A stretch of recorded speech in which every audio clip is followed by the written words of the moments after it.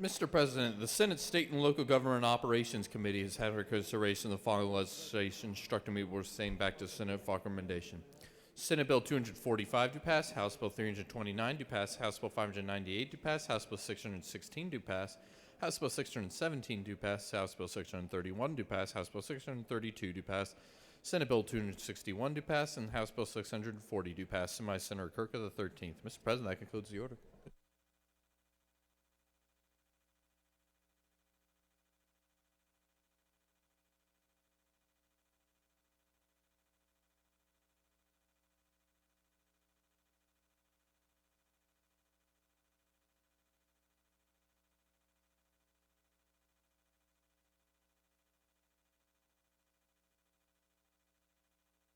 For what purpose does the senator from the 18th rise? Thank you, Mr. President. Apologize for the delay. I'd like to ask for unanimous consent to excuse the pro tem for business inside the Capitol.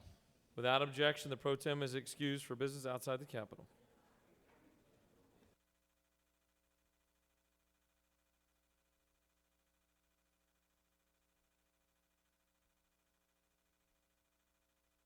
Will the Secretary read the caption of House Bill 458? House Bill 458 by Representatives Gullett of the 19th and others. A bill be titled enacted in Chapter 2 of Title 25 of the OCGA relating to regulation of fire and other hazards to persons and property generally so as to prohibit the use of Class B firefighting foam for testing purposes if such foam contains a certain class of fluorinated organic chemicals and for other purposes. Mr. President, Senate Committee on Public Safety on Natural Resources and the Environment offers the following substitute to House Bill 458, a bill be titled enacted in Chapter 2 of Title 25 of the OCGA relating to regulation of fire and other hazards to persons and property generally so as to prohibit the use of Class B firefighting foam for testing purposes if such foam contains a certain class of fluorinated organic chemicals and for other purposes. Mr. President, that concludes the order. Chair recognizes the senator from the 56th to speak to House Bill 458.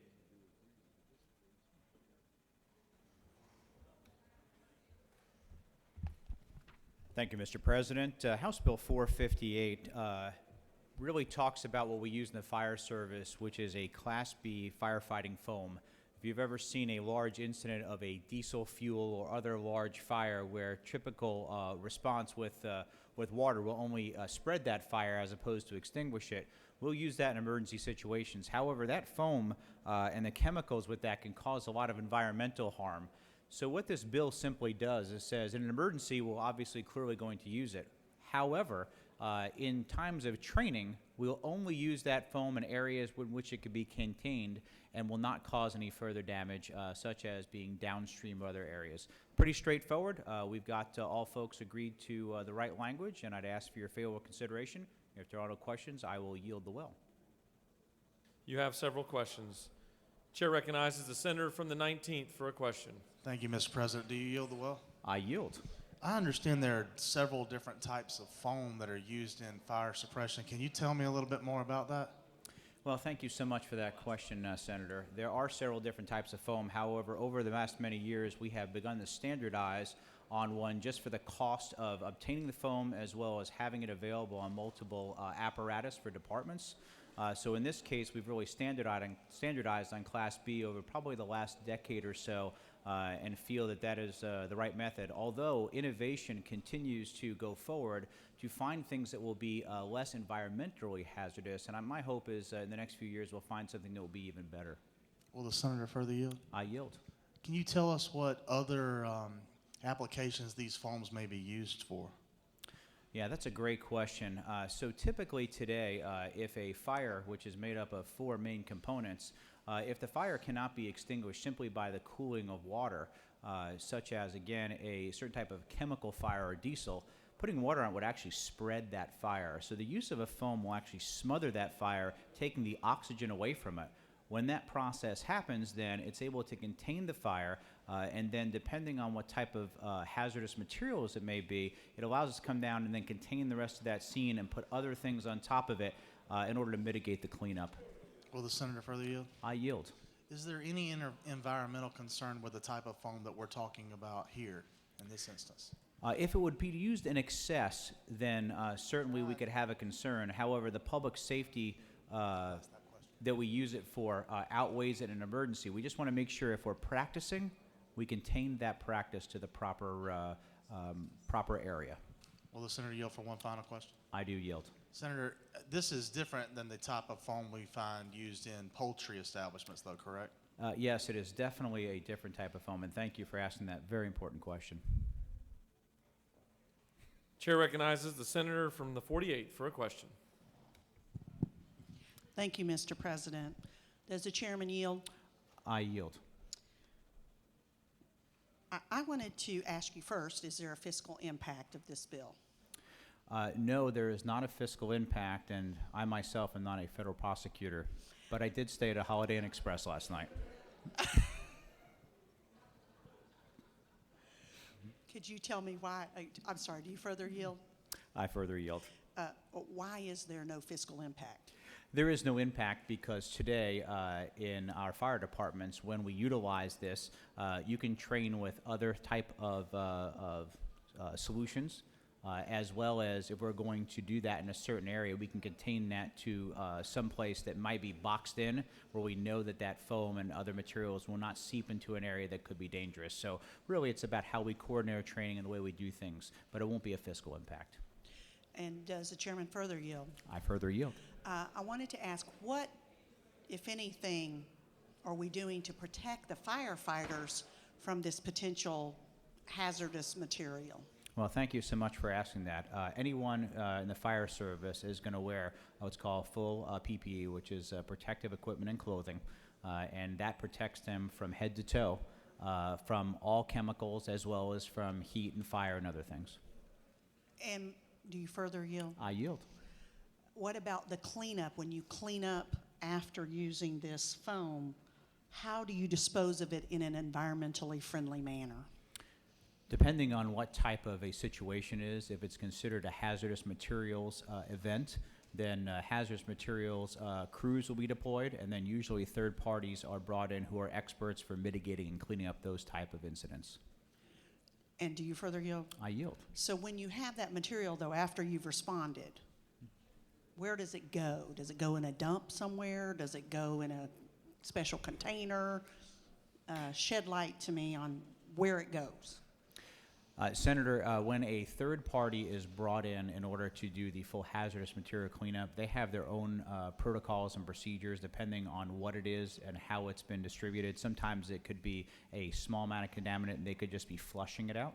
In other cases, they will put stuff that's similar to like cat litter in it in order to absorb that and then dispose of it. I am not sure where their final disposal is, but I know that those companies are experts in doing such.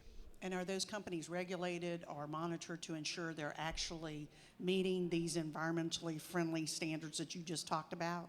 Most of those companies are governed under the EPA, which, as you know, have very strict guidelines. Thank you. Thank you.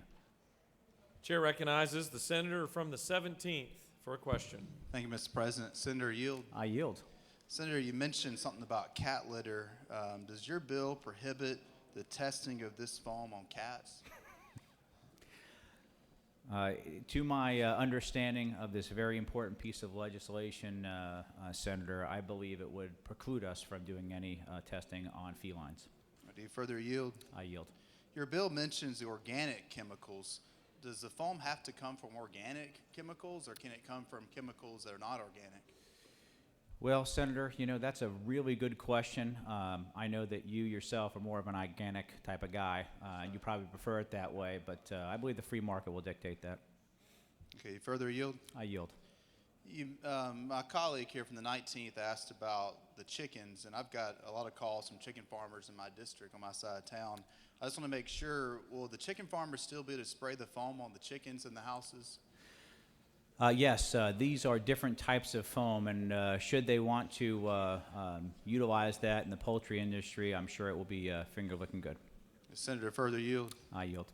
Do you believe it's okay to choke out chickens with foam? Senator, I would leave that for each and every senator to decide. All right, thank you. Thank you. Chair recognizes the senator from the 40th for a question. Does the senator yield? I yield. You seem very knowledgeable about firefighting. Is this an area that you have experience with? Yes, ma'am, for about 3 decades. Ah, I see. So I was woken up Monday morning at 4:30 a.m. with red lights outside my bedroom window and seeing firefighters coming up my neighbor's driveway, and it turned out that we spent 3 hours that morning in that driveway because our neighbor's house was burning.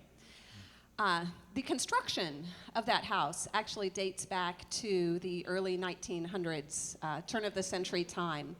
In your professional opinion, did that construction help to prevent from further damage to that house, or do you think that new construction would prevent fire damage more so than the old construction? That's a good question, Senator.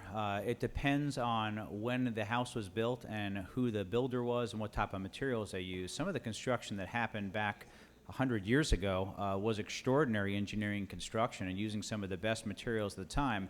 However, as we've evolved and science has taken hold, we've used more fire retardant type of wood, as well as that was probably a plaster house versus traditional drywall we use today. As well as the type of windows, as well as the way that house would ventilate, would all be contributing factors to how quickly a fire would spread. Back about 20, 30 years ago, they used a lot of yellow wood construction, and that burns very hot, and most of that has been banned now in an effort to use more up-to-date building codes to protect all of Georgians. Thank you very much. I will say the firefighters did an excellent job. They pounded the walls in, and so there was a huge hole in the house from floor to ceiling, so we got to look inside those walls, and those firefighters said that the old construction actually did protect the house. All the homeowners got out, everybody's safe, and they're dealing with the recovery and extensive smoke damage, but everything's okay, so appreciate your answering that question. Thank you. That sounds like a great outcome. Chair recognizes the senator from the 29th for a question. Thank you, Mr. President. Chairman, do you yield? I yield. Chairman, is it not true that I've worked with many firefighters throughout my career and watched lots of valuable evidence be washed away by their hard work? Thank you, Senator. I know you have, and that great connection and family between both police, fire, and EMS. Thank you. And is it not true that law enforcement and the stretcher fetchers and hose draggers are very close friends? Senator, I know that to be true. Thank you. And would you yield for one more question? I would yield. The foam you're discussing, it is much different from the PEF foam, also known as poultry extermination foam or chicken gas. Is that correct? That is true. They are very different, and I know that we have several senators who have great knowledge of how that works in the poultry industry, but these are definitely separate and distinct. Thank you, sir. And yield for one last question. I certainly do. The chickens that are exterminated with the chicken gas, these are not the same ones that firefighters spend the majority of the time cooking at the fire station. Is that correct? That's true. We typically cook things a little bit better, and we usually keep a nice complement of donuts for our friends in blue.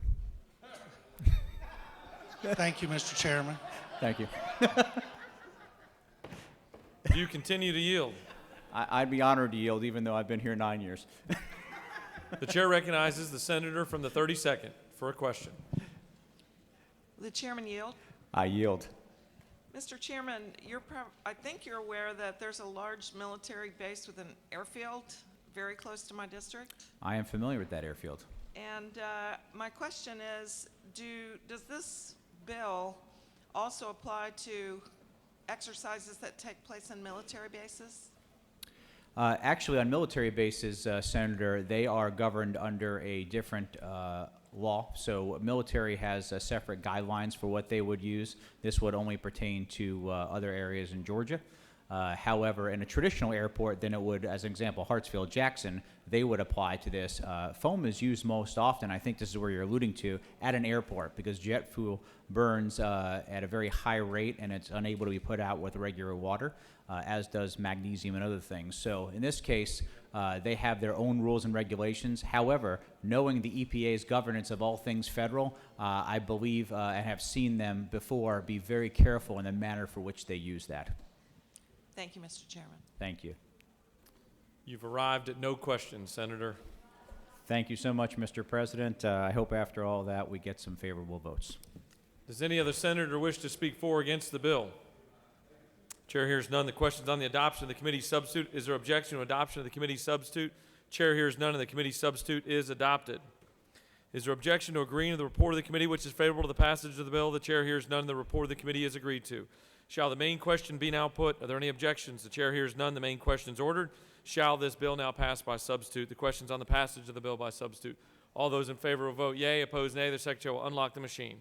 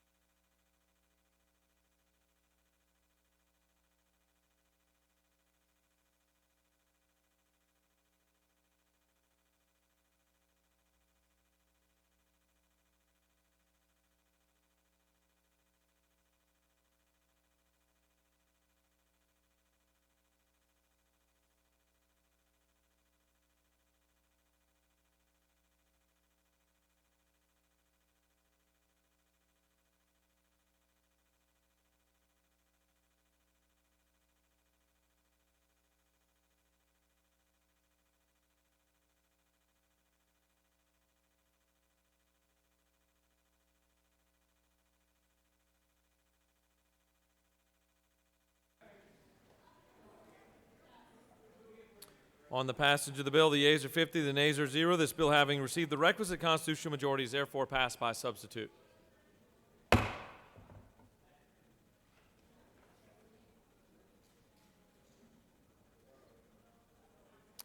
You have before you a supplemental local consent calendar of local bills. Mr. Secretary, have any objections been filed to any of the bills on the local consent calendar? Mr. President, no objections have been filed. Is there objection to agreeing the report of the Committee on State and Local Government Operations, which is favorable to the passage of the bills on the local consent calendar? The chair hears none, and the report of the committee is agreed to. The question is on the passage of the bills on the supplemental local consent calendar. All those in favor will vote yea. Opposed, nay. The secretary will unlock the machine.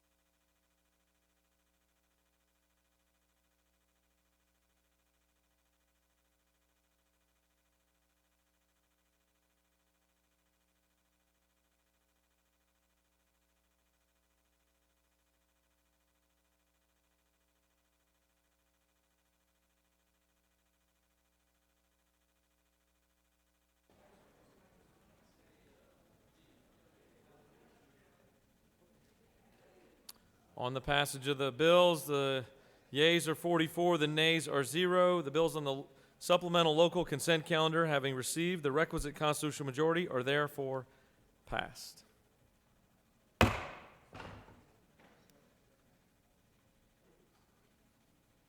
Mr. Secretary, can you read the caption of House Bill 527? House Bill 527 by Representatives Dickey of the 140th and others. A bill be titled enacted in Code Section 20-2-161 of the OCGA relating to the quality basic education formula so as to change program weights for funding purposes and for other purposes. Mr. President, that concludes the order. Chair recognizes the senator from the 52nd to speak to House Bill 527.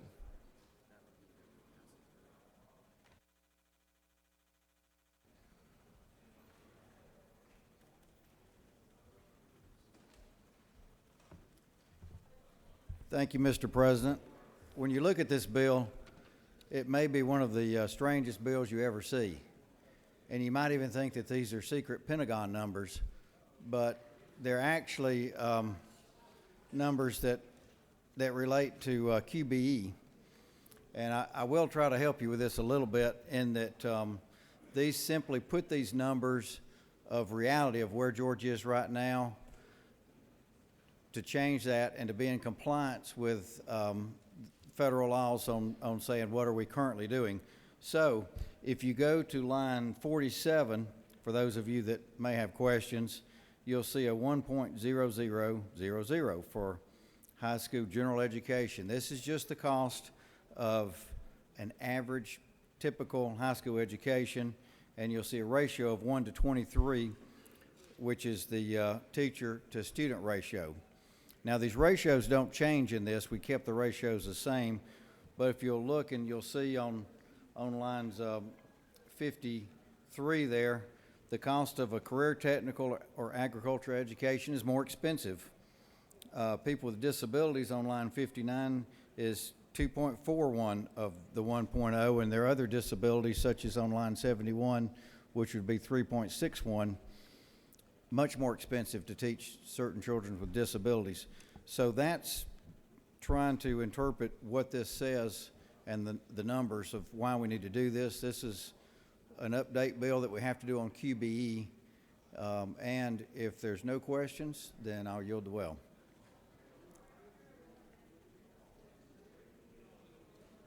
You have a question. Chair recognizes the senator from the 20th for a question. Will the senator yield? I'll yield. I'm pretty concerned about this bill. I'm just worried, did the senator from the 14th give you clearance to talk about these numbers, these Pentagon-type numbers? Well, he may be here even though you don't see him, so. Thank you, Senator.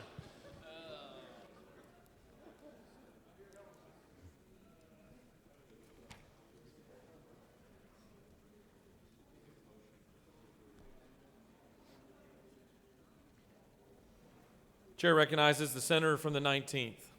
Thank you, Mr. President. Senator yield. I'll yield. Senator, I want to point you to lines 57, 58, 59, 69, 70, and 75 and 76, where we look at the weight for children with disabilities. You see those lines? I do. These higher weights, the higher than the one that you mentioned for the high school student, does that mean it actually costs more, or we pay more to educate children with special needs? Many of these children's, and if you look there, say on line 73, you see a teacher ratio of 1 to 5 versus 1 to 23 over there on a typical high school student. So that's where a lot of the cost comes in, is there's a much more intense teaching needed for certain students in this, and specialized people to do it. So these are very expensive to teach, and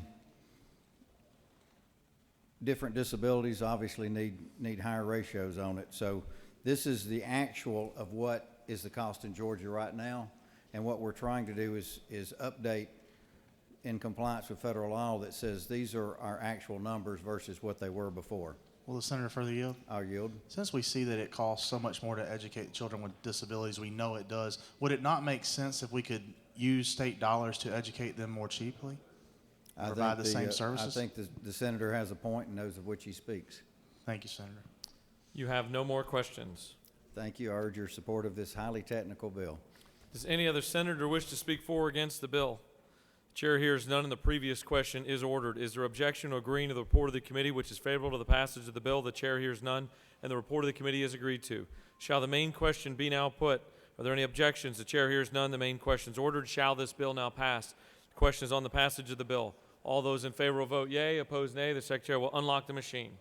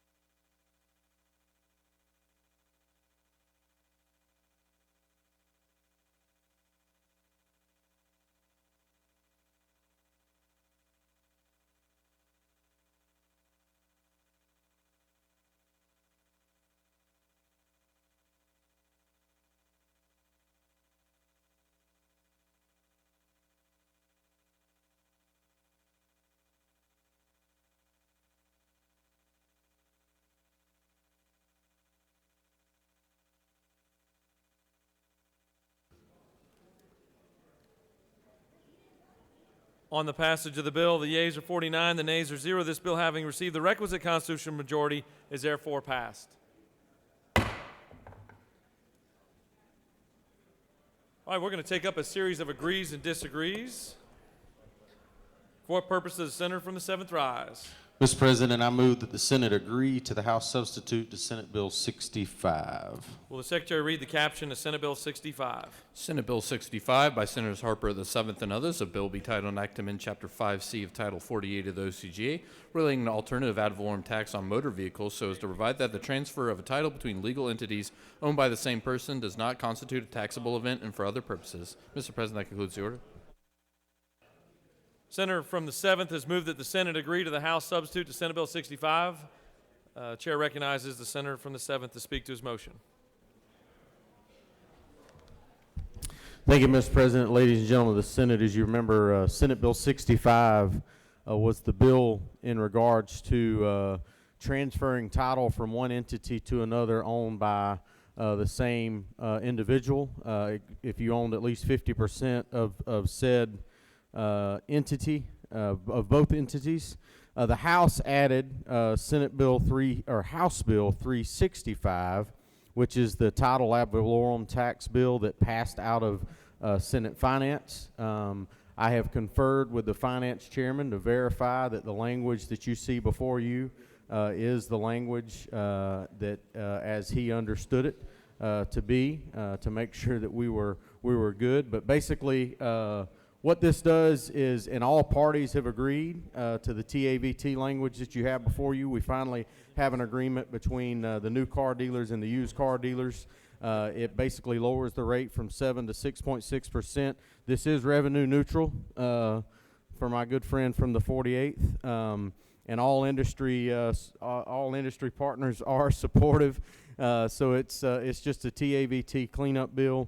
And if you have any specific questions, I'd be happy to answer them, Mr. President. But if not, I will be happy to yield the well. You have no questions. Does any other senator wish to speak for or against the motion?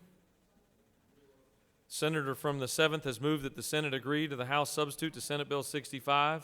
All those in favor vote yea. Opposed, nay. The secretary will unlock the machine.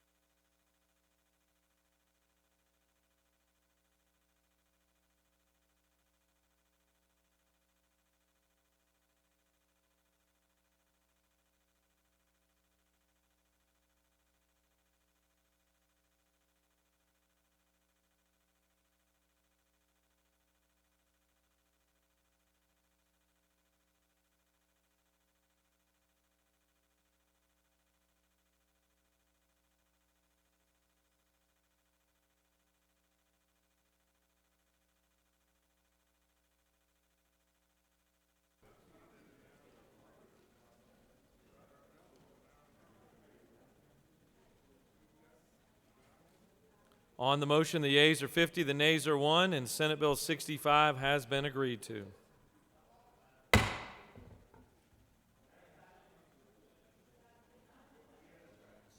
Chair recognizes the senator from the 8th.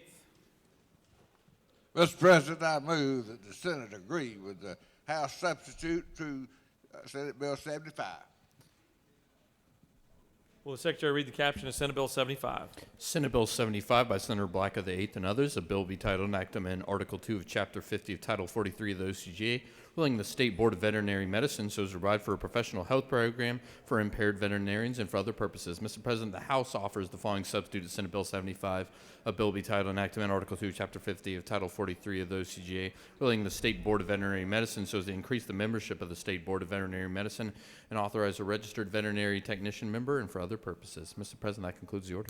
Chair recognizes the senator from the 8th to speak to his motion.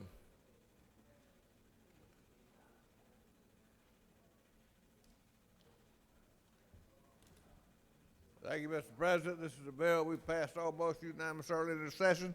Only thing the House has done is they added the provision to put a veterinary technician on the state board. Veterinarians are improved with this. Ask for your favorable consideration. You have no questions. Does any other senator wish to speak for or against the motion?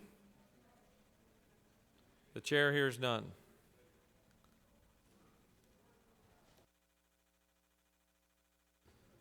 Senator from the 8th has moved that the Senate agree to House substitute to Senate Bill 75. All those in favor vote yea. Opposed, nay. The Secretary will unlock the machine.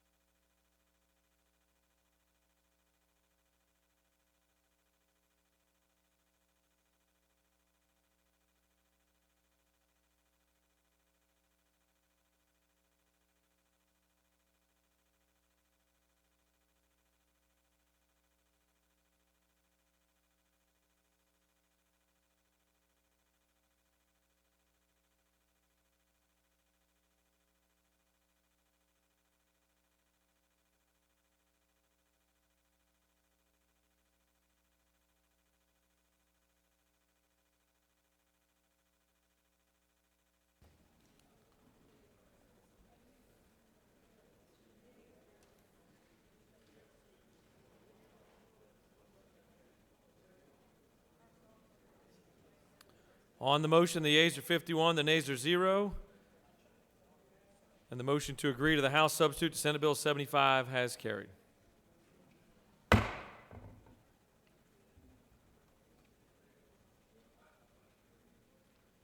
Chair recognizes the senator from the 45th for a motion. Mr. President, I move that the Senate agree to the House substitute to Senate Bill 118. Will the Secretary read the caption? Senate Bill 118. Senate Bill 118 by Senators Unterman of the 45th and others. A bill will be titled and act amend Article 1 of Chapter 24 of Title 33 of the OCGA relating to insurance generally so as to modernize the Georgia Telemedicine Act to rename the Telemedicine Act and for other purposes. Mr. President, the House offers the following substitute to Senate Bill 118. Bill will be titled and act amend Article 1 of Chapter 24 of Title 33 of the OCGA relating to insurance generally so as to modernize the Georgia Telemedicine Act to rename the Telemedicine Act the Telehealth Act to revise the definition of telemedicine, to provide a definition of telemedicine, and for other purposes. Mr. President, that concludes the order. The chair recognizes the senator from the 45th to speak to her motion.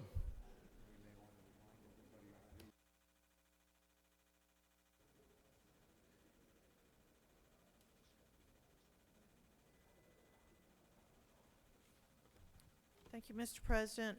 I move to agree to the House substitute to Senate Bill 118. As you recall, this is the telemedicine and redefining telemedicine and telehealth. The most important thing about the bill is it reimburses and creates the revenue stream for the provider that is sending and the provider that is receiving. I ask for your favorable consideration. I yield the will. Does any other senators wish to speak for or against the motion? The chair hears none.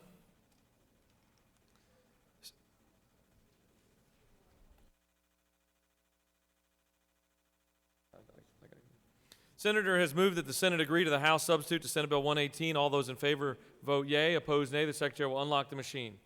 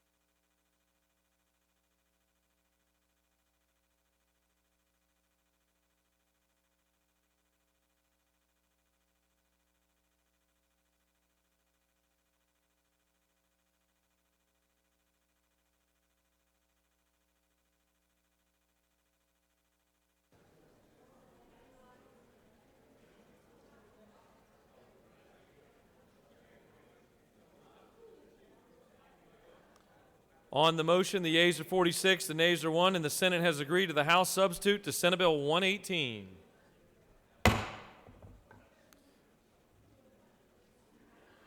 Just been informed that we've got some dinner over here in the ante room that you can bring back with to your desks if you want to, but there's some boxed dinners.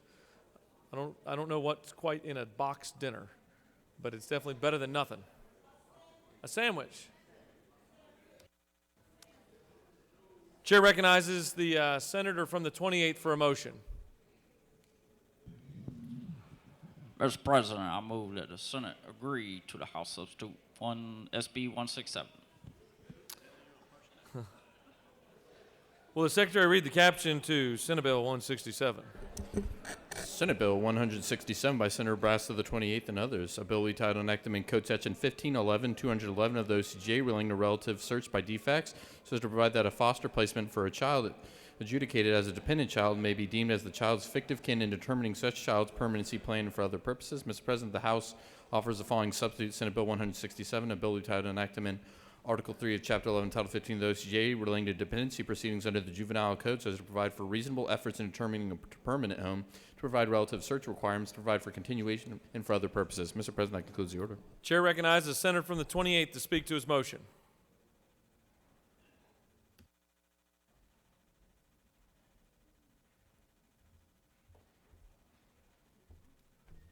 Thank you, Mr. President. This is my foster care bill dealing with the permanency of foster children and giving the foster parents a little bit more preference when it comes to the permanency and stability of the child.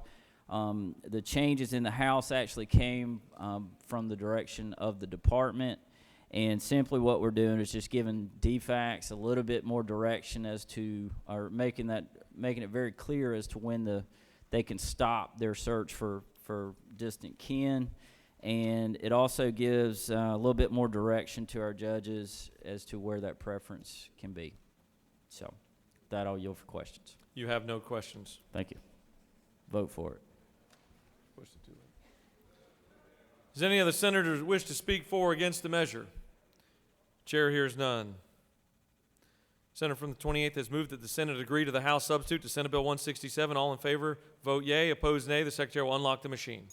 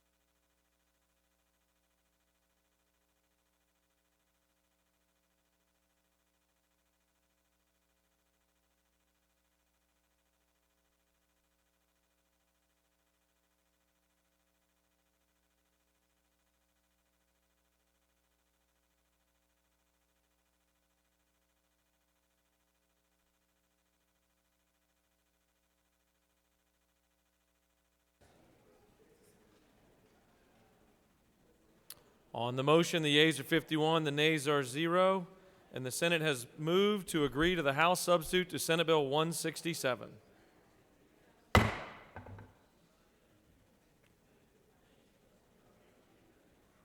Chair recognizes the senator from the 20th for a motion. Mr. President, I move that the Senate agree to the House substitute to Senate Bill 225. Will the Secretary read the caption to Senate Bill 225? Senate Bill 225 by Senators Walker of the 20th and others, a bill be titled enactment Article 1 of Chapter 11, Title 15 of the OCGA, relating to general provisions regarding the Juvenile Code so as to bring such provisions in conformity with the Federal Social Security Act and the Family First Prevention Services Act, amend Articles 3 and 4 of Chapter 11, Title 15 of the OCGA, relating to dependency proceedings and termination of parental rights, to amend Article 1 of Chapter 5, Title 49 of the OCGA, relating to children and youth services, and for other purposes. Mr. President, the House offers the following substitute to Senate Bill 225. Bill will be titled enactment Article 1 of Chapter 11, Title 15 of the OCGA, relating to general provisions regarding the Juvenile Code, so as to bring such provisions in conformity with the Federal Social Security Act and the Family First Prevention Services Act, and for other purposes. Mr. President, that concludes the order. Chair recognizes the senator from the 20th to speak to his motion.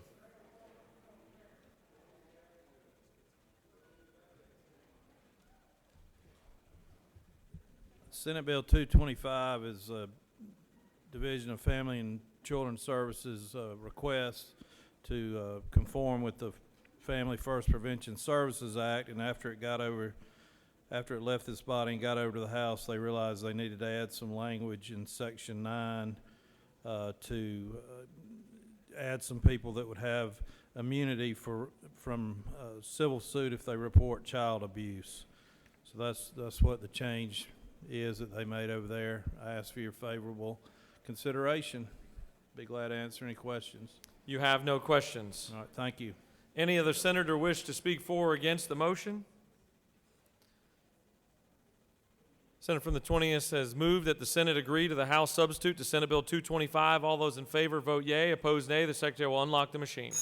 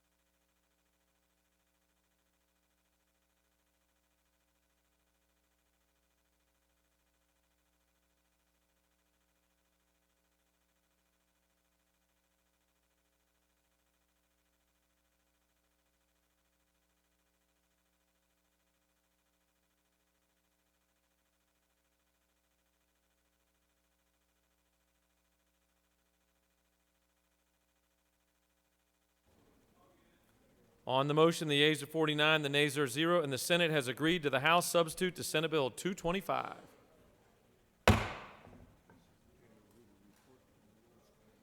Mr. Secretary, will you read a report from the Rules Committee for us?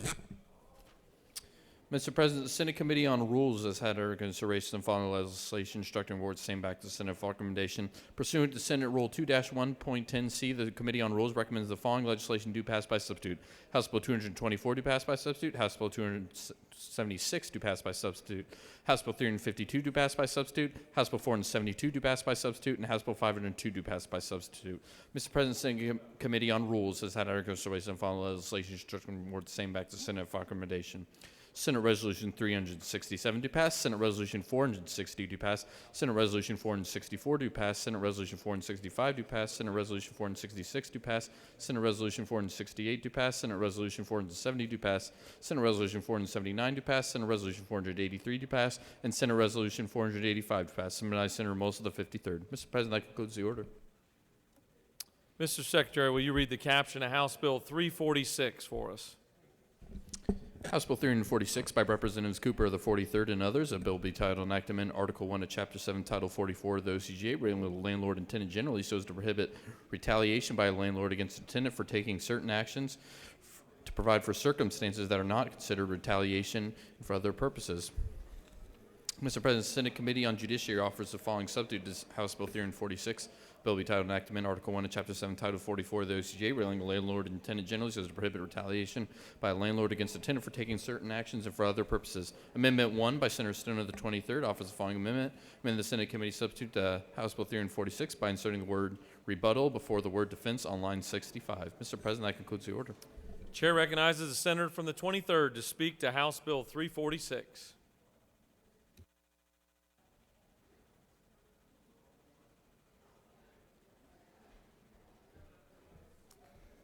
Thank you, Mr. President. Colleagues, this short bill is about maintaining decent housing for the citizens of Georgia.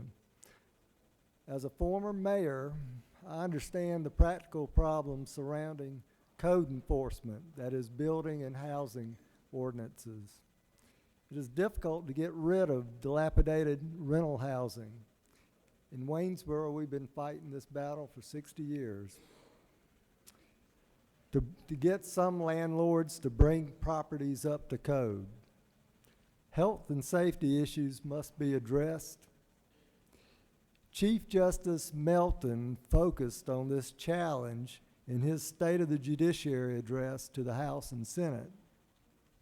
Justice Melton described how mold accumulation in Section 8 apartments had been directly linked to an epidemic of childhood asthma and school absenteeism.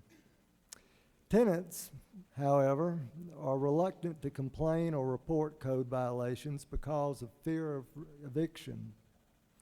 And these are not technical violations, but involve health and safety, habitability, life issues.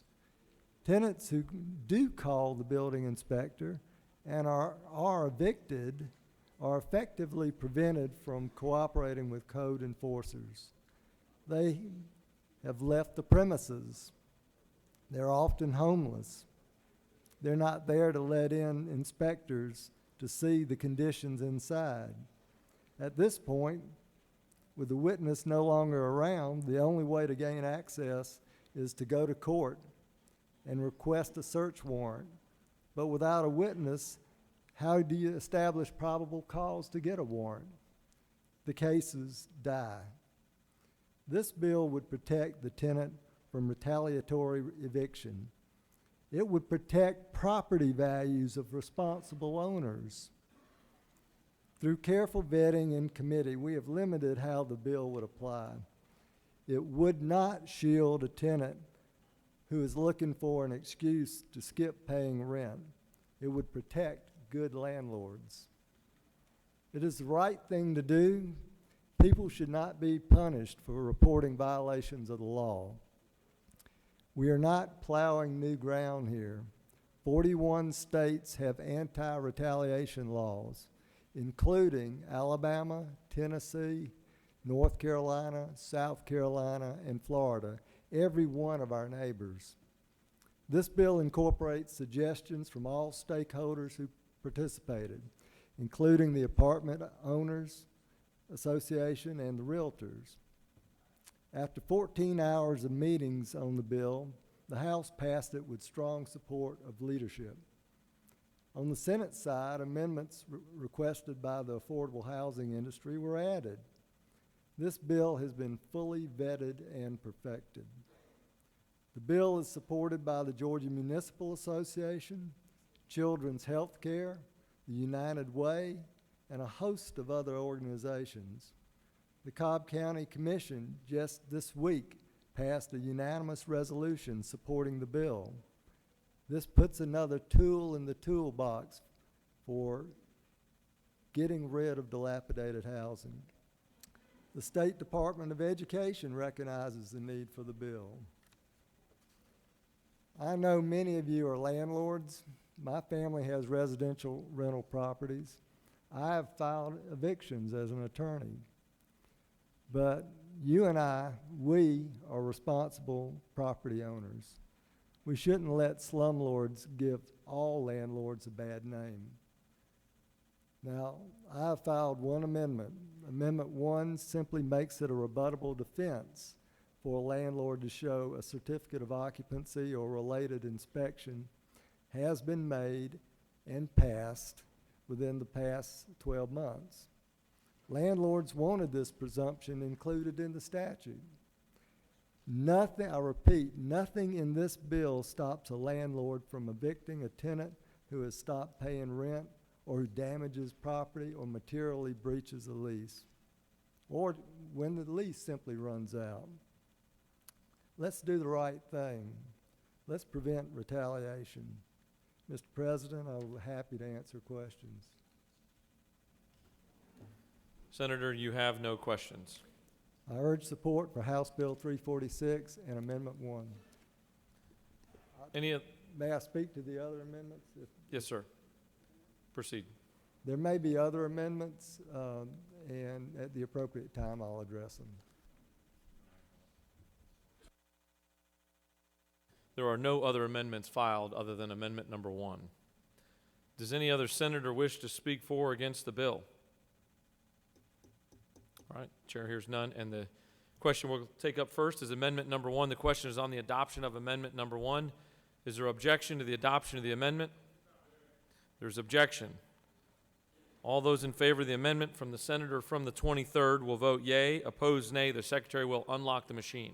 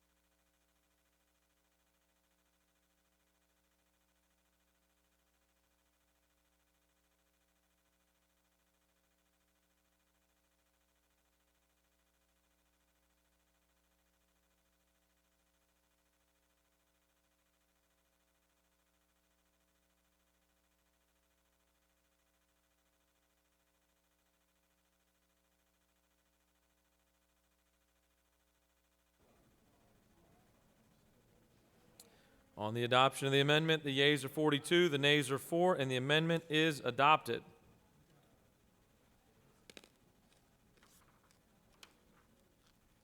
The question is on the adoption of the committee substitute as amended. Is there objection to adoption of the committee substitute as amended? The chair hears none. The committee substitute is adopted as amended. Is there objection to agreeing to the report of the committee which is favorable to the passage of the bill? The chair hears none. The report of the committee is agreed to. Shall the main question be now put? Are there any objections? The chair hears none. The main question is ordered. Shall this bill now pass by substitute? The questions on the passage of the bill by substitute. All those in favor will vote yea. Opposed, nay. Secretary will unlock the machine.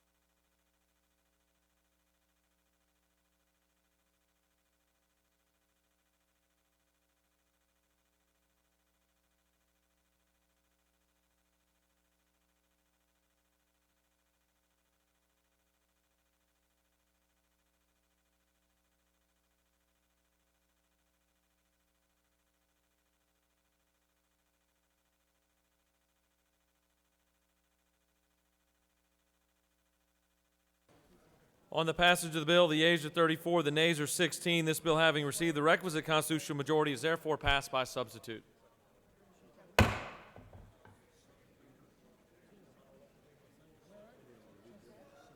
Mr. Secretary, will you read Senate bills for the second time? Senate Resolution 367, Senate Gaming and Pari-Mutual Wagering on Horse Racing and Growing Georgia's Equine Industry Study Committee create. Senate Resolution 460, Senate Agriculture, Forestry, and Landscape Workforce Access Study Committee create. Senate Resolution 464 by Senate Higher Education Outcome Study Committee create. Senate Resolution 465, Senate Rules adopt. Senate Resolution 466, World War II Merrill's Marauders Mission commends 75th anniversary. U.S. Congress to award Congressional Gold Medal urged. Senate Resolution 468, Senate Study Committee on Educational Development of African American Children in Georgia creates. Senate Resolution 470, Senate Study Committee on Music Workforce Development creates. Senate Resolution 479, Senate Evaluating E-Scooters and Other Innovative Mobility Options for Georgian Study Committee creates. Senate Resolution 483, Senate Study Committee on Georgia County Board of Elections and Registration create. Senate Resolution 485, Senate Redistricting and Reapportionment Study Committee create. Mr. President, that concludes the order.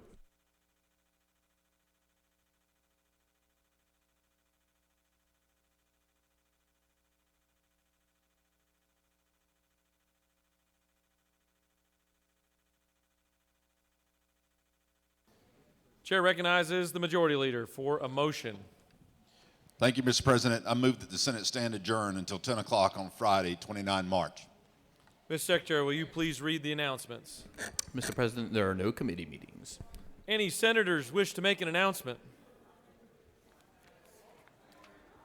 The Majority Leader has moved that the Senate stand adjourned until 10 a.m. on Friday, March 29th, 2019. All those in favor of the motion signify by saying aye. Opposed, no.